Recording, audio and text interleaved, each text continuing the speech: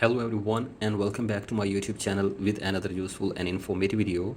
So guys, in this video I'm going to show you how to enable personal hotspot on this account contact carrier. So guys, if you're trying to turn on personal hotspot on your Apple device but you're facing this pop-up and you're unable to turn on or enable personal hotspot on your device, here I will show you how can you fix it. So guys, for that you have to simply watch this video till the end.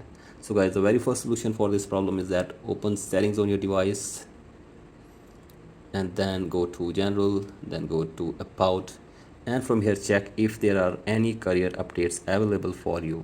So guys, if there are any career updates available for you, you have to simply update them and check if the problem is fixed or not.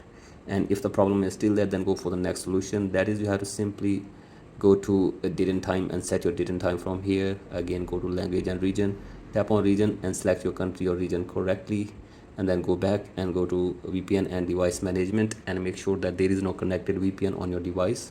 Again, go back and tap on transfer reset iPhone, then tap on reset and reset network settings of your device for one time.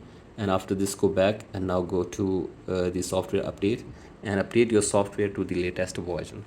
So guys, do this and check if the problem is fixed or not, and if the problem is still there, then go for the next solution, that is you have to simply force restart your device for one time.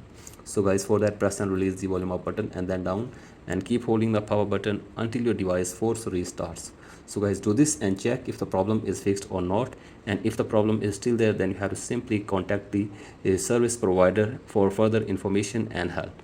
So guys, you have to simply contact your service provider for further information and help, and hopefully they will try to fix this problem for you within 24 hours.